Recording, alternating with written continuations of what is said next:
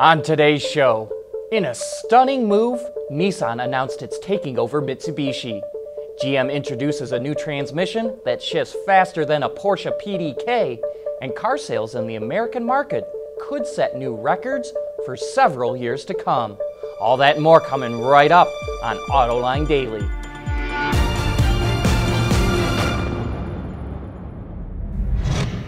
This is Autoline Daily for May 12th of 2016.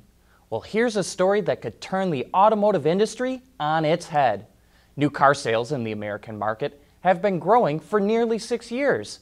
That's the longest post-recession recovery in history. And that has Wall Street worrying that car sales are bound to start dropping sometime soon. But not everyone on Wall Street. John Murphy, the senior auto analyst at Merrill Lynch, has this prediction.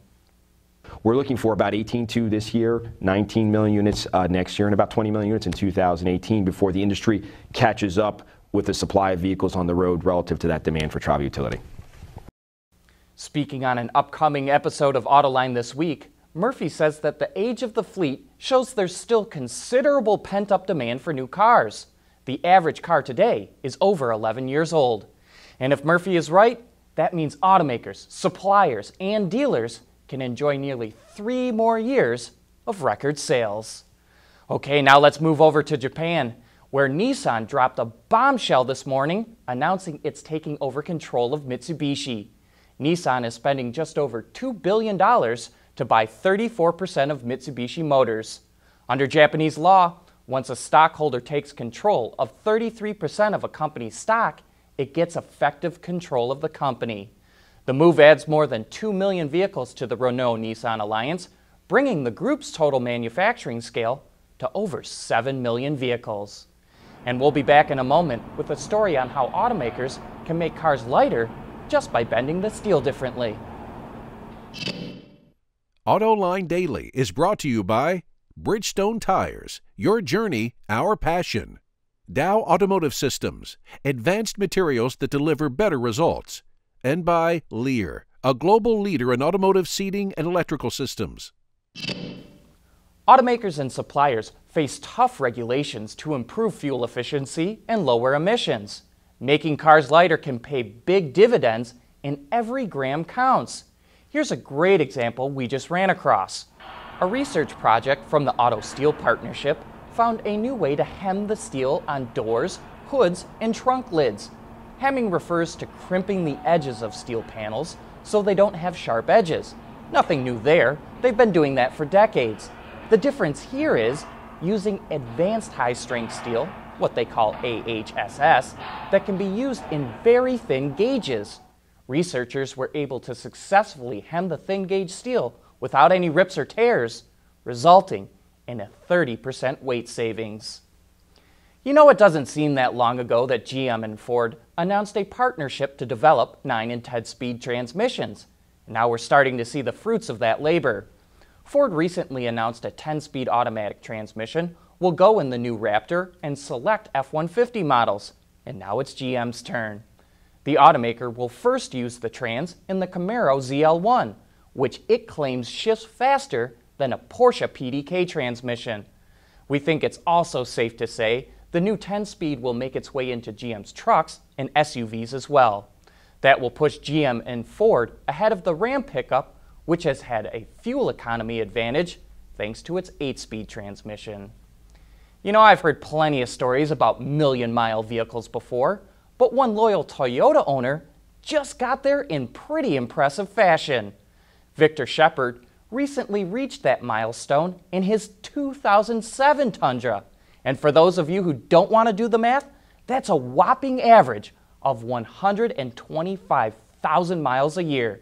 Maybe even more impressive, Shepard's truck still has the original engine, transmission, and paint job.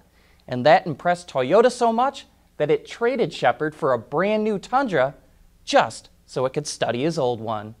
And coming up next, John will be here with one of his Autoline insights about who's the biggest car company in the world. For the people at Dow, racing is a sport and a science. We enjoy one and learn from the other. But like most competitive people, we like winning at both. This is the human element at work. Dow. There's more car news and industry insight from the Autoline network every day. Take a moment to click that subscribe button. You'll never miss another Autoline episode.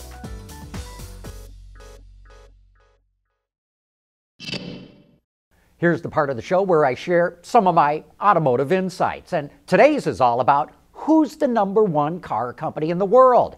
There's big bragging rights that go with selling more vehicles than anyone else. And to get it all sorted out, I combed through the most recent annual reports from Toyota, Volkswagen, and General Motors. That's where they have to declare their official sales. And at first glance, it looks pretty simple. Toyota says it sold 10.1 million vehicles, VW says it sold 10 million, and GM says it sold 9.8 million. But now it gets a little bit more complicated. Toyota and Volkswagen sell big semi-trucks. GM doesn't sell any.